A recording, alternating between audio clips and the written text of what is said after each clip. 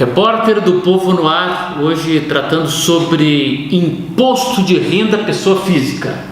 Já cerca de um mês, que já está disponível o sistema para a declaração, e o Repórter do Povo volta a falar desse assunto. Hoje com uma das autoridades no tema, Francisco Ávila, mais de 25 anos trabalhando em grandes empresas como contador e auditor, e hoje um dos proprietários da Inovar Contadores. Bom dia, boa tarde, boa noite. É um prazer ser recebido aqui na Inovar e para falar sobre um serviço tão importante para a nossa comunidade. Sem dúvida, o prazer é nosso em receber vocês aqui.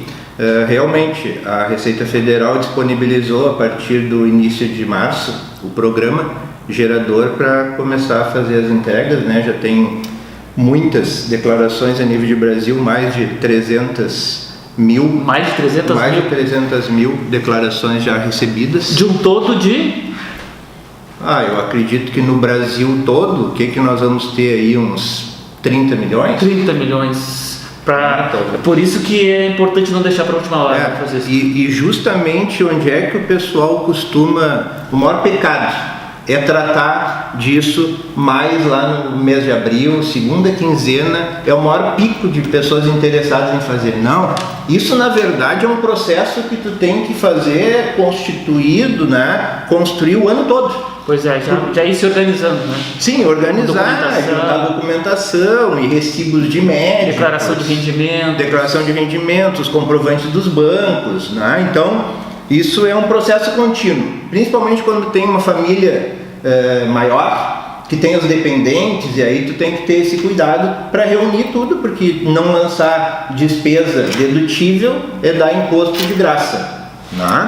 E particularmente esse ano tem algumas mudanças, modificações. Elas não são muito grandes em termos de consistência do programa, mas duas assim fundamentais. Na ficha de dependentes, todo o dependente que tiver 8 anos de idade completos em 31 de dezembro de 2017 ou mais, tem que apresentar a declaração com o número do CPF.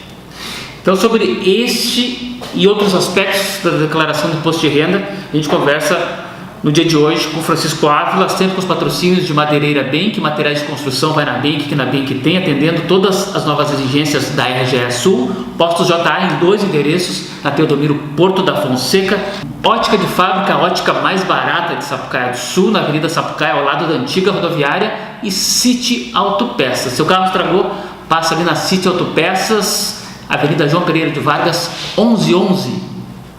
Francisco, quais são as mudanças mais significativas para a declaração do Imposto de Renda 2018?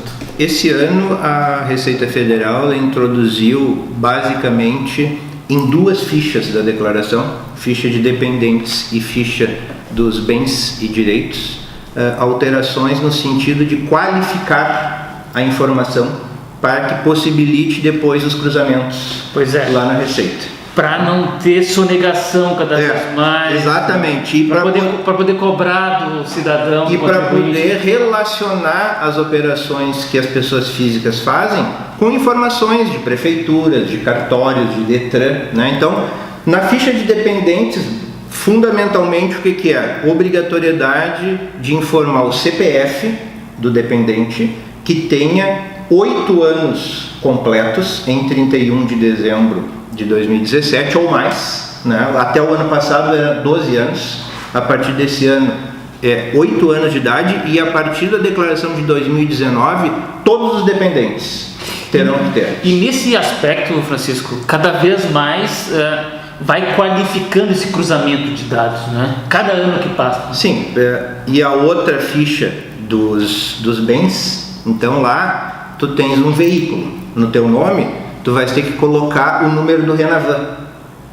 Tu tens um imóvel, vais ter que colocar número da matrícula, qual é o cartório que ele está registrado, metragem quadrada, número que ele está inscrito na prefeitura. Isso tudo é para realmente possibilitar que a Receita faça os seus cruzamentos com informações de outros órgãos. De quem compra, de quem vende, de quem compra, de quem vende, de quem registrou, quem não registrou. Né? Então, isso é basicamente, né, em termos de preenchimento, é qualificação dessas duas fichas. Depois são situações de layout do programa, acho que isso não vale nem... Modernização. Modernização, exatamente. Quem tem que declarar? Tem mudanças ou permanece? Basicamente permanece a mesma coisa, tá? Tem um rol, né, de exigências, né? Só que eu te diria assim, ó, o maior número das pessoas, ele vai se enquadrar em 2 ou 3. Primeiro, quem teve rendimentos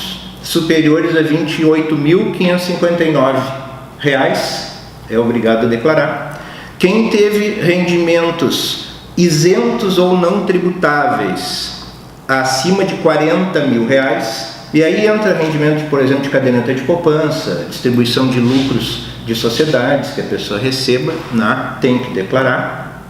Quem teve resultado positivo de atividade rural, isso já tem mais restrito, né, no valor superior a R$ 140.600 aproximadamente. Uma outra situação é quem tem bens ou direitos em 31 de dezembro que totalizem R$ 300 mil ou mais. Ou seja, um imóvel, né? Tem um imóvel lá que R$ 305 mil. O imóvel declarado tem que declarar mais de 300 mil. E aí se faz algumas conexões entre as fichas. Por exemplo, eu estava desempregado esse ano, eu não recebi nada, mas eu tenho o imóvel da minha época de bonança, eu tinha um imóvel de 350 mil. Então ele se engana, se acha que é isento porque... Se ele vai pelo limite da receita, ele não vai ter que declarar, mas ele tem o bem, né? E assim, outras transações de compra e venda, de imóveis, ganho de capital, e aí a gente entra numa particularidade maior que a gente pode vir a conversar numa outra oportunidade. E quem aluga uma casa, por exemplo? Né? Pois é.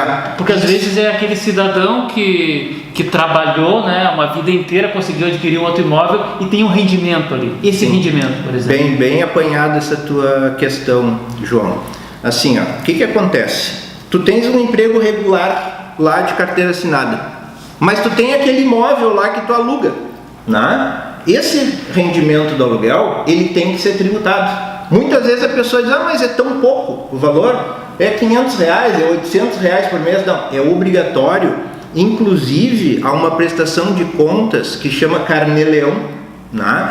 Onde o contribuinte informa mês a mês essa receita, né? Cada mês o que ele auferiu de receita, e deveria, poucos fazem isso, mas deveria recolher esse imposto mês a mês. Então, o que a gente se depara aqui na empresa? Chega no final do ano, apresenta a conta, tem um imposto a pagar. Tem um imposto a pagar, mas a empresa me descontou todo mês o meu imposto, né? Não, exatamente o que faz fazer a conta é a receita de aluguéis que ele teve, que não pagou ao longo do ano. E aí ela soma com o rendimento acumulado do ano e aí tributa. Então, respondendo, rendimentos recebidos de pessoa física, sim, tem que incluir na sua declaração de imposto de renda. Francisco, esse assunto não se esgota aqui, né? A gente vai voltar em outra oportunidade para falar sobre a declaração do imposto de renda, porque as pessoas não podem deixar para a última hora.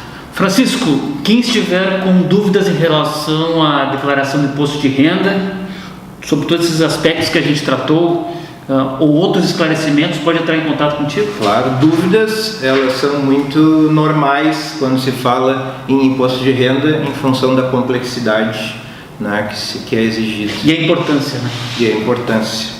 Não, sem dúvida, nós estamos aqui à disposição, nosso telefone 3557-5249, também pode entrar em contato pelo e-mail, contato@inovarcontadores.com.br, e pelo Facebook, na Inovar Contadores, que também vamos resolver a sua dúvida, vamos marcar um contato, venham tomar um café aqui conosco na nossa empresa, vai ser uma satisfação. Repórter do Povo, que tem os patrocínios de Madeireira Bank, City Autopeças, Postos JA e Ótica de Fábrica, fica por aqui. Permaneçam na nossa programação.